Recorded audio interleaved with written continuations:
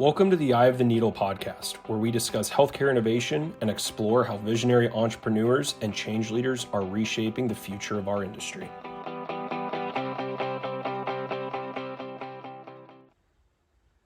Hi, I'm Pam Arlotto, your host for Eye of the Needle podcast, and welcome to our first episode. I want to give you a little background as to why we picked the name The Eye of the Needle for this podcast on healthcare innovation. I've been working in this industry for over 30 years, and one of the things I found is change is hard. We have all of these problems on one side of the house.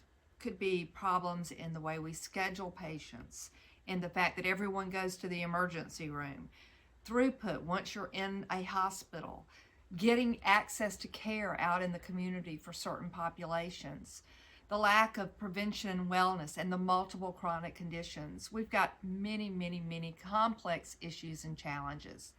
And on the other side, we have a lot of change agents, innovators, entrepreneurs, executives that really want to drive improvement, drive impact, and innovate and take care of some of these problems and often even create new value.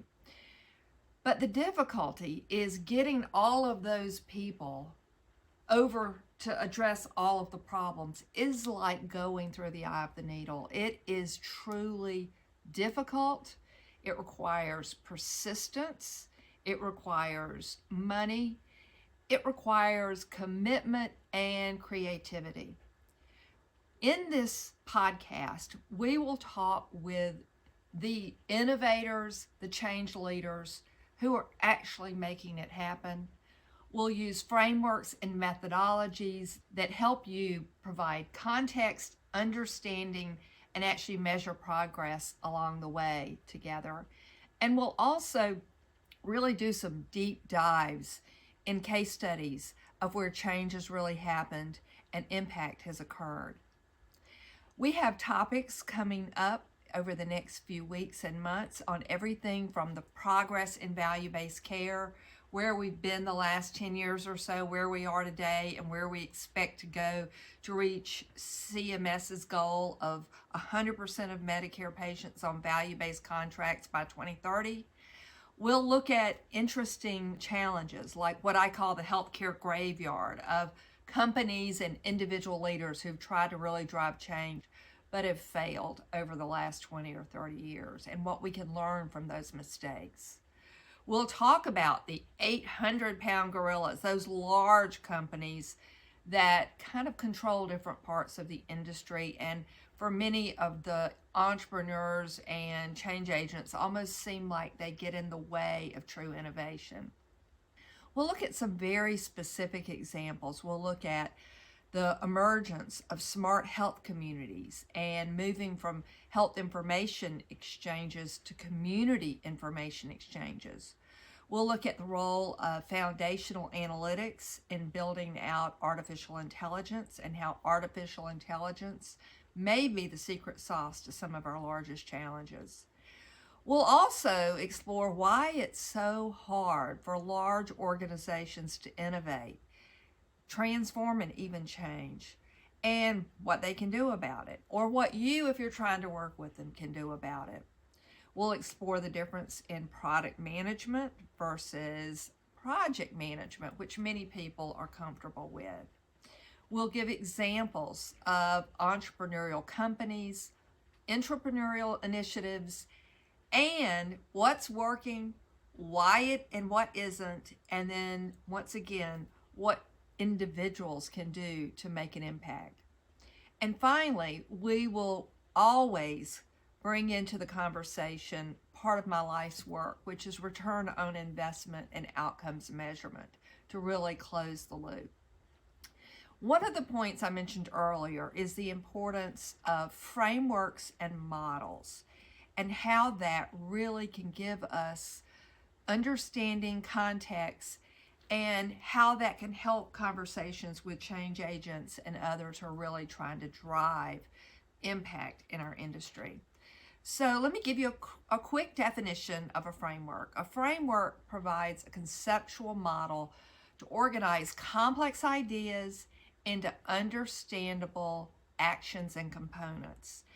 A framework can give you a roadmap to guide your decision making, set your priorities, and guide actions toward a desired goal.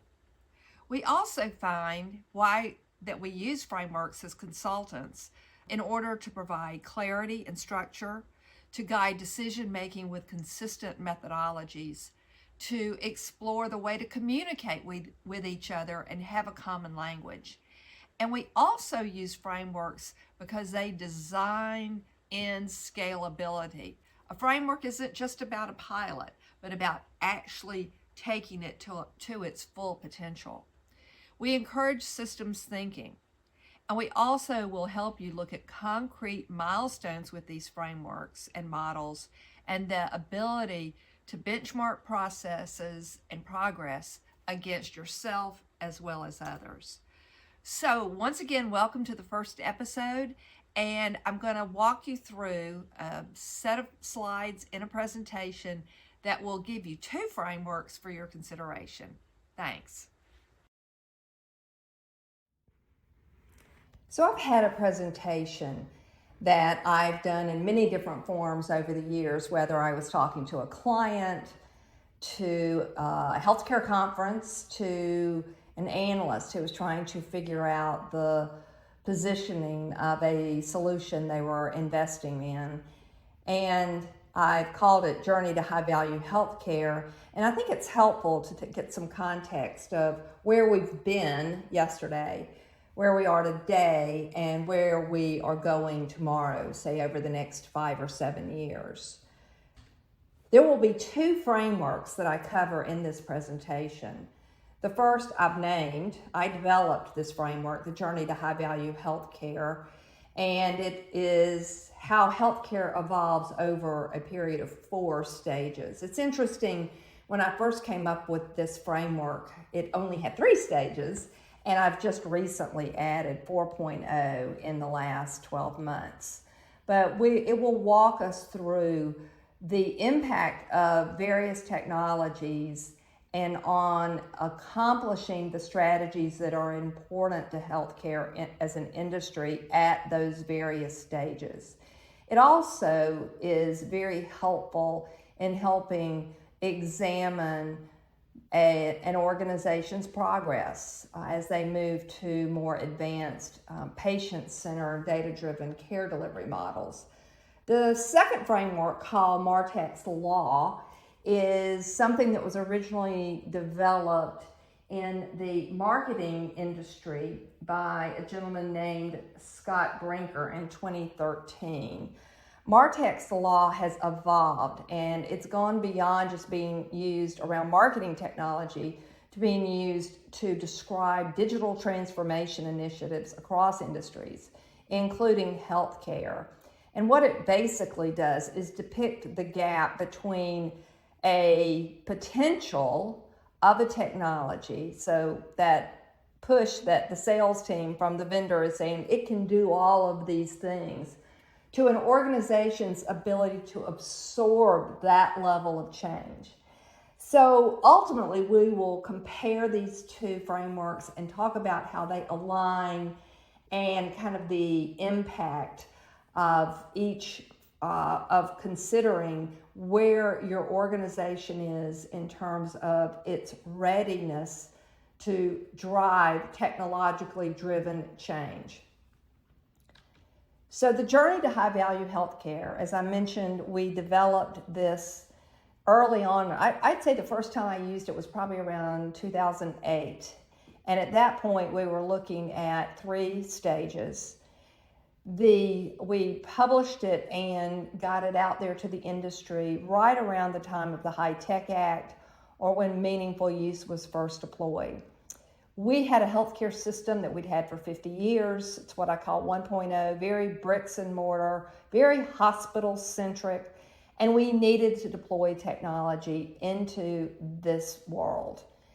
EHRs were out there and had been out there for 10, 15 plus years, but to get full adoption, the federal government incented us through meaningful use to invest and deploy these systems.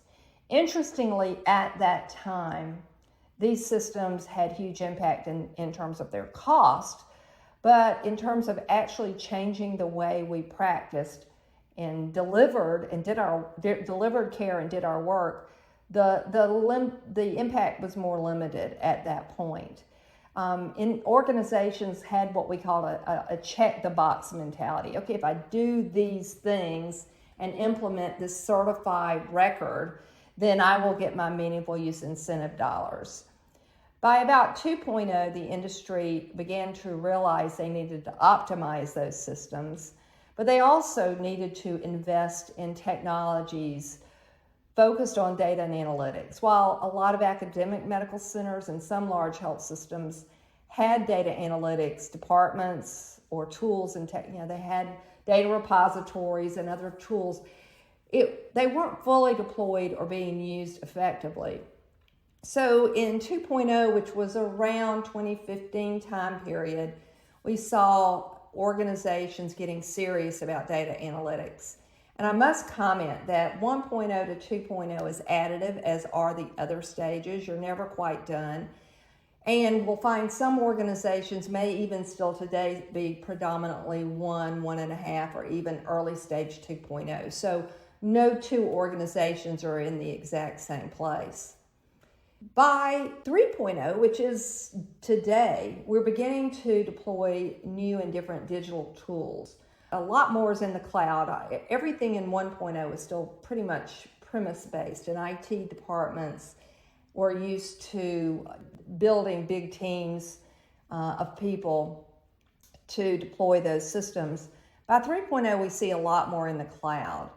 We see a lot of enterprise systems still in existence, and a lot of the technologies that are being deployed today kind of fill the gaps or fill the white spaces between all of the enterprise systems and help us do very targeted efforts and targeted solutions.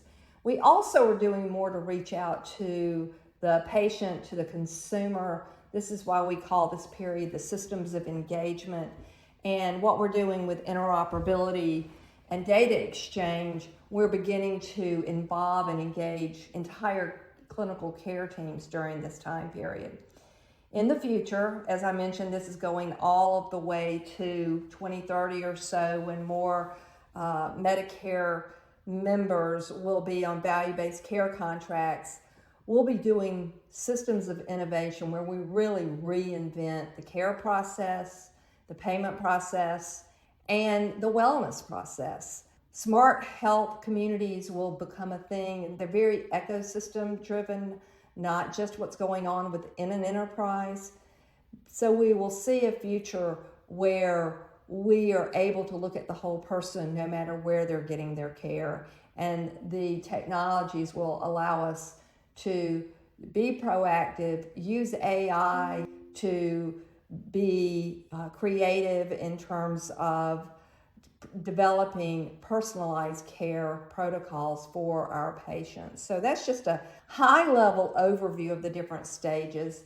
And what I'd like to do is get into the drivers along the journey, what would cause an organization to, or incent an organization to change at the level to go from a 1.0 to a 2.0, from a 2.0 to a 3.0. And what's different today is we move toward 3.0 than was maybe several years ago when we were first in 1.0 and deploying EHRs. So we've had a lot of technological advancement. We're seeing technology coming in. It's not just implementing a system anymore. We're seeing lots of different types of technology like AI, like the Internet of Things, more mobile, more virtual. A lot of this is happening simultaneously. And we're not just adopting, we're trying to optimize and design these systems in a way that really addresses the needs of the user, not just deploying a system kind of in a fixed way.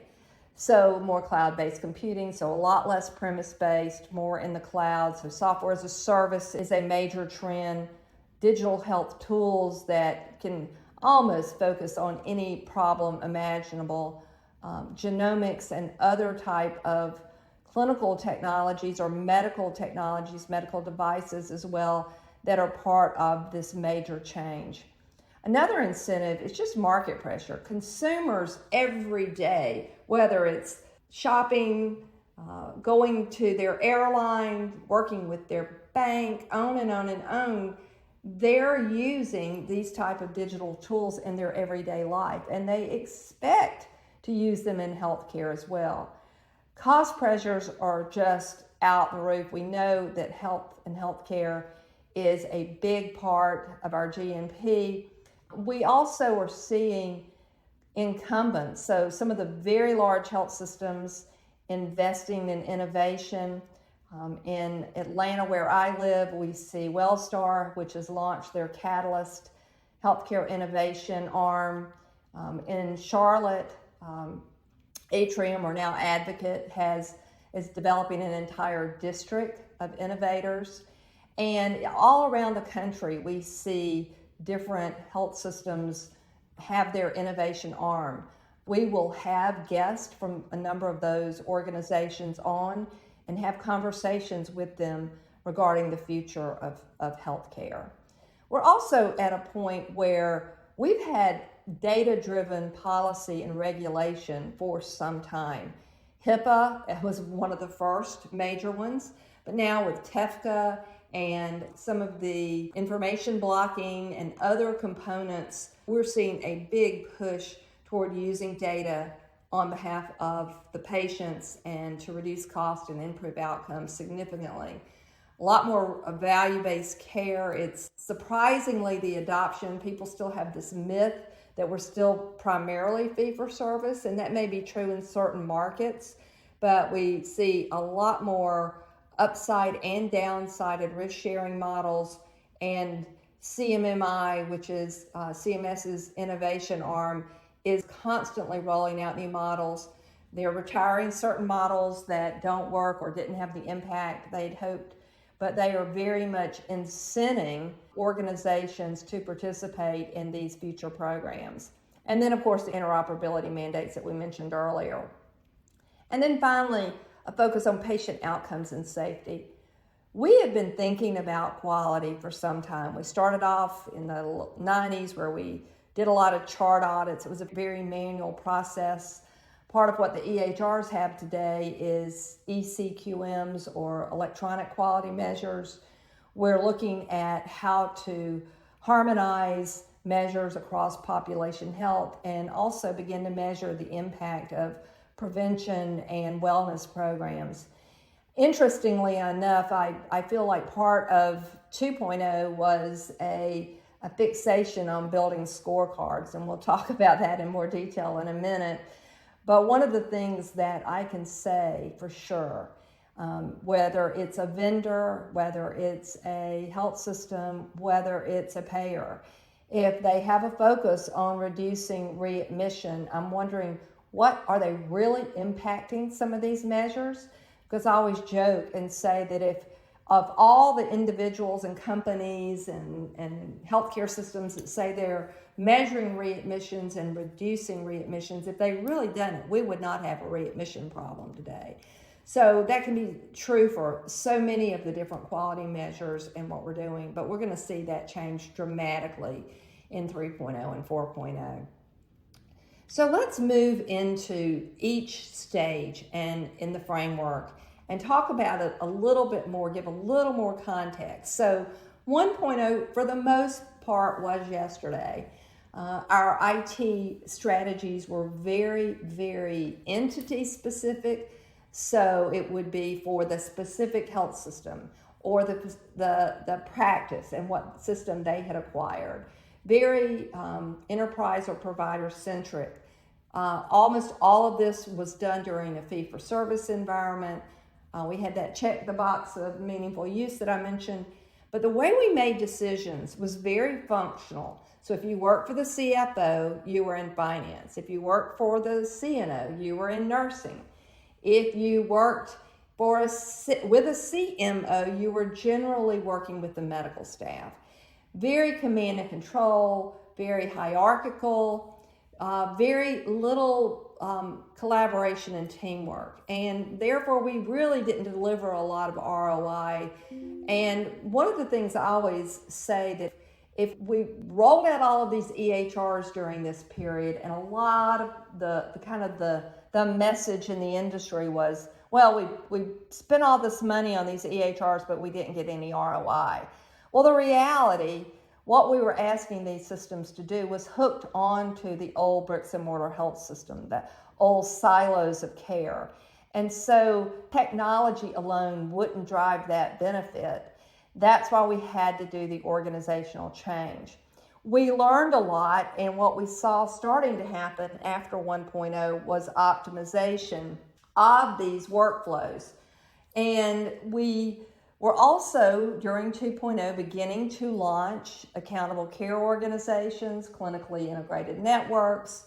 We were purchasing practices, primarily the primary care guys, but we were also bringing in different parts of the continuum. Our early value-based contracts were still voluntary, but we were learning about value-based purchasing and population health.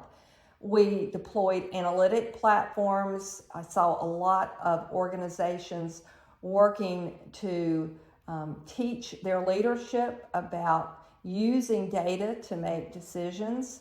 So we had a lot of learning and building up new competencies and capabilities to take advantage of these systems of insight. 3.0, as I mentioned, is kind of where we are today. COVID proved to us that virtual care actually worked. We've kind of got a demand now that care can be delivered anytime, anywhere, and we're seeing convergence between payers and providers, this new word of payvider. And what that means is you see payers today actually delivering care and health systems who have health plans and other insurance products. And a lot more focus on population health. We're rolling out interoperability platforms and consumer apps like crazy. And as I mentioned earlier, it's a lot more of a collaborative environment. In fact, kind of where we are today is extending the enterprise. So our systems are not just for one single entity. We see a lot of the larger health systems pulling together and getting people on the same instance, or using data exchange technologies and interoperability technologies so that they all can use data across multiple settings and multiple geographies. And we're really working to create those systems of engagement with our patients, consumers, and care teams. 4.0 is a whole different animal. This is going to be a little bit harder, but it's where we build out whole person care. It's not just clinical, as we've learned in terms of impact. Clinical and claims data can really only impact somewhere between 10 and 15% of the potential outcome. Other things like food, nutrition, access to care, housing, other things are that those social drivers or social determinants of care. AI is hitting the industry like crazy. It's not a matter of if, but it's already happening. So rather than having those static scorecards that we worked so hard to build in 2.0, we're going to see continuous intelligence, the real-time enterprise, where we're constantly looking at the performance of the organization, the enterprise, the ecosystem, and ultimately looking at the patient and what's happening to them almost continuously. Probably a great example is the advancement of remote patient monitoring, where we can look at the impact of glucose levels or blood pressure almost continuously. And due to these changes, all of these new technologies, we're going to see new business models, new operating models, and new care delivery models. And rather than just solving old problems faster, we're going to create completely new and different value, and it's very exciting. I hear the term virtual first organizations being bantered around. So these are new companies and new capabilities that are being rolled out in that, and they start virtually in terms of their business model from the get-go. So what I would like to do as we move into this is back up for just a minute in terms of when I take this model out, I will almost always ask the audience, where is the industry today? And generally, they'll say, okay, we're working toward, like today in 2024, 3.0. We're not there yet, but we're working toward that. Some very innovative organizations are working toward 4.0. And some laggards are probably somewhere between 1 and 2. They're still rolling out their analytics capabilities. But what almost invariably happens when we present this model is that individuals, when we ask where the industry is, they give us their perception, but asking them where their individual organization is, almost invariably they feel their organization is behind the rest of the industry, even if they're kind of an innovator. So I want to give a little more, peel the onion away on this impression. And this is proven true for years when I ask, where is your organization compared to the rest of the industry? And I think it has to do with what Martech's law told us. Martech's law, while I mentioned earlier, it started in about 2013 in the marketing arena. It's really very applicable to our healthcare industry. So we are getting, technology change is happening very, very, very fast. Change is happening almost exponentially. Organizational change happens very, very slowly. And over time, the longer you deploy new technologies, the organizational change, the gap between those two gets bigger and bigger and bigger. And you think about it in healthcare today as we're rolling out new medical technologies, new data and analytics, AI, digital health innovations. All of those are just zooming along. They're just accelerating every day, every week, every year. The organizations that are still kind of overwhelmed with all these regulatory issues, regulatory compliance, security, operational issues, workforce issues, and then just overall culture, they cannot implement the technology as fast as it comes. And so this law explains why organizations struggle. It explains why we spent all that money investing in EHRs and didn't feel like we got an ROI. I always have said in my books on ROI that ROI is about how much change you're willing to take on and what you're willing to invest to make that change happen and make an impact happen from that change. So some of it's readiness, some of it's competencies and capabilities, some of it they simply haven't prioritized change. And ultimately, there are ways to impact that and to change it. And we'll talk about that here in a moment. But I want to mention one of the things that I saw happening. Mark Haglund, who some of you may know, is the editor-in-chief of Healthcare Innovation, which is now an online magazine. I had the opportunity to write an article with Mark last fall in their last paper issue, which was kind of fun.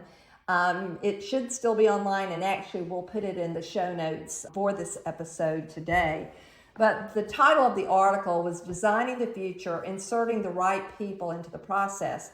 But one of the things Mark and I had noticed, there are all these new titles that were being layered in on top of the existing titles. So we were having vice presidents of patient engagement, the chief digital officer, the chief analytics officer, and on and on and on. And I actually this week heard a new one, the chief AI officer. I also wrote an article back maybe about 10 years ago now, white paper on the Chief Health Information Officer, and we see that title around the industry as well. But the main point of this is we create these titles and these new roles and we throw them at the industry and expect a miracle to occur. But there are implications if you think about Martech's Law. From that article, there's a quote that I am going to read. I don't like to read these slides, but let me just read it. Leaders must recognize that the roles and titles of yesterday may not align with the needs of tomorrow. As healthcare continues to embrace data-driven transformation and patient-centered care, organizations will require leaders who are not only versed in clinical expertise, but also adept at navigating technological innovation, change management, and cross-functional collaboration. So we have to intentionally design these new organization structures and the roles and the leadership of change. So let's talk about the level of change at each stage of our 1.0, 2.0, etc.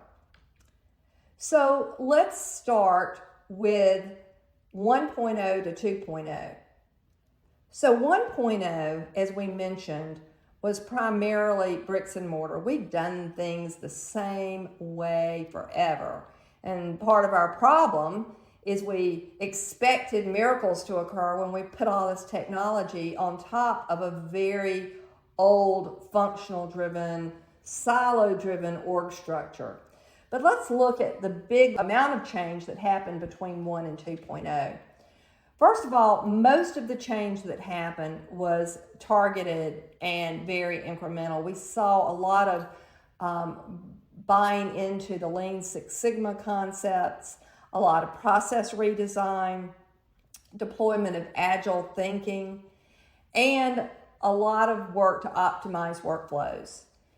The experiments that we did with value-based care during this time, it was all voluntary. We had MSSPs being deployed. We had value-based purchasing. One of the biggest changes I saw from 1.0 to 2.0 was moving away from exclusively functional and hierarchical org charts to the introduction of a lot of matrices and dotted lines. So my best example on this was the role of the CMIO. In 1.0, they all reported to the CIO. They were the doc and IT. By 2.0, they also had dotted line relationships to the chief medical officer. Occasionally, you would see dotted lines to both the CIO and the CMO. And we were building out new cultures of insight-driven decision-making, working with executives to make them more data literate, to understand the difference in transactional reporting and advanced analytics where we used multiple sources of data, not just telling us what happened, but also beginning to look at predictive and prescriptive analytics to say what was gonna happen. We'll have several future podcasts where we dig into those differences. So let's talk about the level of change between 2.0 and 3.0. The biggest difference between the previous level was we see constant change. It's not just one type of major change at a time, but change is coming from all directions now. We now are not just concerned about our organization, we're extending the enterprise and looking at the impact to our partners, to our affiliates. We're assuming more risk from a value-based care standpoint, so both upside and downside risk. And we're solving complex problems that have been with the industry for years, such as throughput, such as scheduling. We're using technology to impact those areas in ways that we've never done before. We also have had a tendency in our industry to pilot things to death, where we pilot, and we never scale.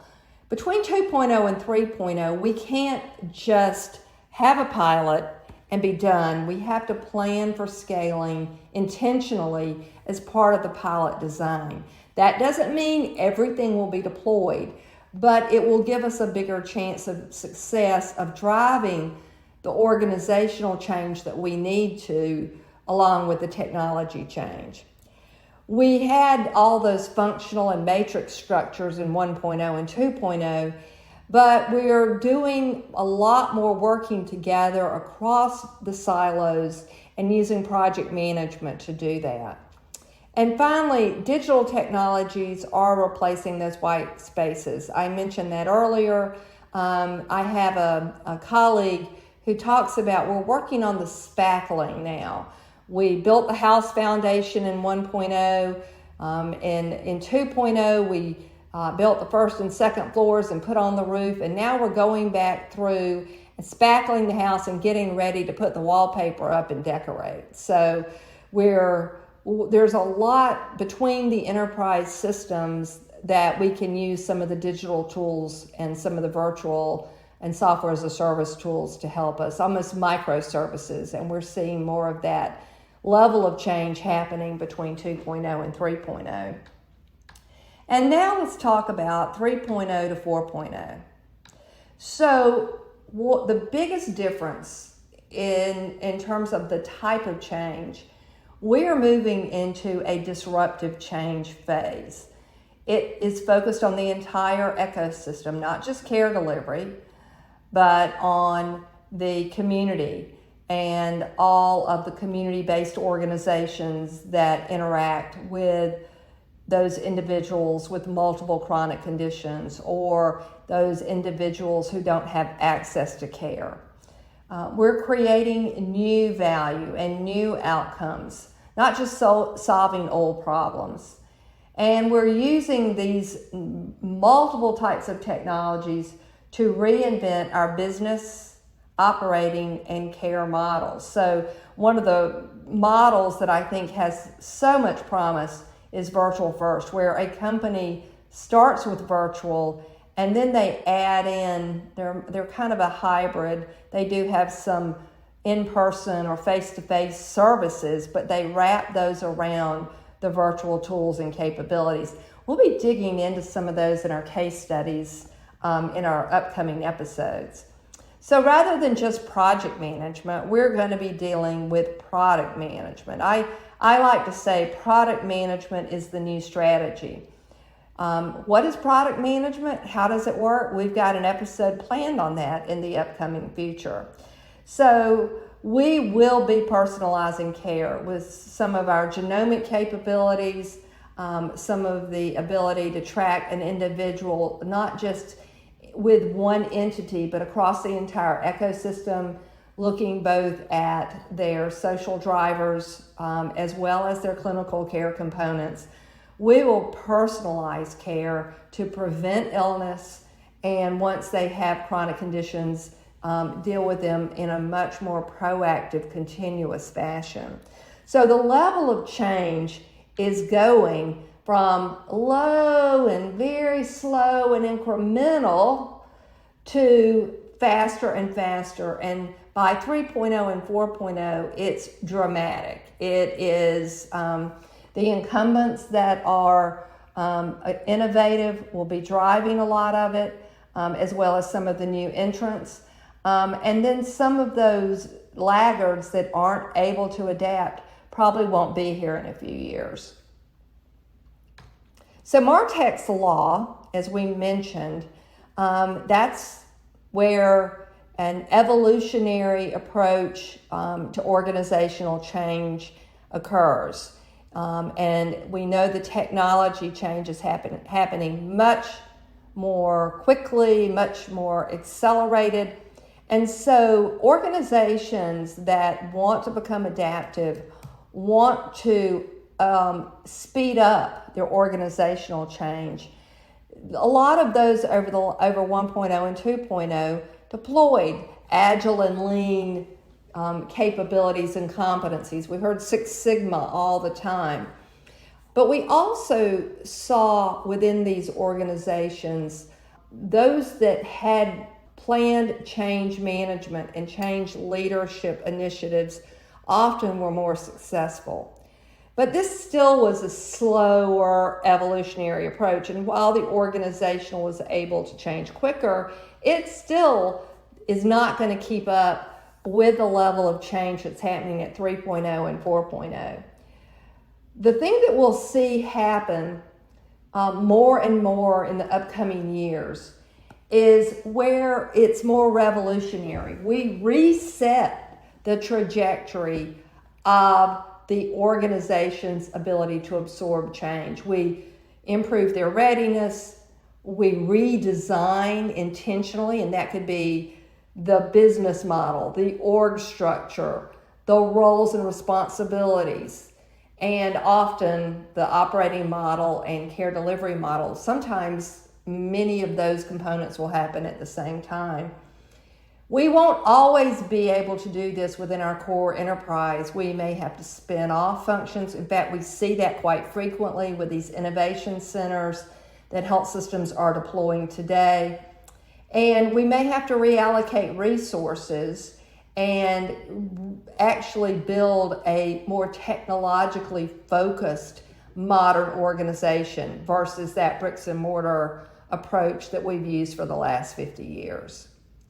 So one of the things that was the turning point between evolutionary and revolutionary was COVID. We all recognized, we all understood that we could build something very, very different, and we could be more agile and move more quickly and innovate more quickly. It gave us permission in healthcare industry to do that reset and to drive change at a very, very different level. So kind of in closing today, the journey to high value healthcare, we're never done. It's not an end point. We don't get to 3.0 or 4.0 and go, we're done. I'm sure at some point I'll add a 5.0. While this quote was attributed to Ralph Waldo Emerson, I think each of you can talk about the lessons you learn along the journey. And we'll be having so many conversations in this podcast with the lesson, about the lessons, with thought leaders, with those innovators and change agents who are making a difference today. So in summary, the journey to high value healthcare can be summed up as you have to build a foundation, create the systems of insight, engage your patients and consumers, and then leverage systems of innovation to reinvent the way we work in healthcare. And at every stage, healthcare leaders are going to need to measure the way they scale, and they're going to have to measure the impact of what they're doing to ensure that the right value and the right outcomes are achieved. I hope you enjoyed the first episode of the Eye of the Needle podcast. In this episode, we looked at why technology changes very quickly and why organizations are slow to absorb those changes and make the appropriate adjustments. We talked about a healthcare model from 1.0 to 4.0, and it will help you look at your organization's readiness for change, your organization's progress for change, and what you can expect to do in terms of innovation and change in the next few years and months. We are going to have some very interesting conversations, so I hope you will subscribe and become a very important part of our community.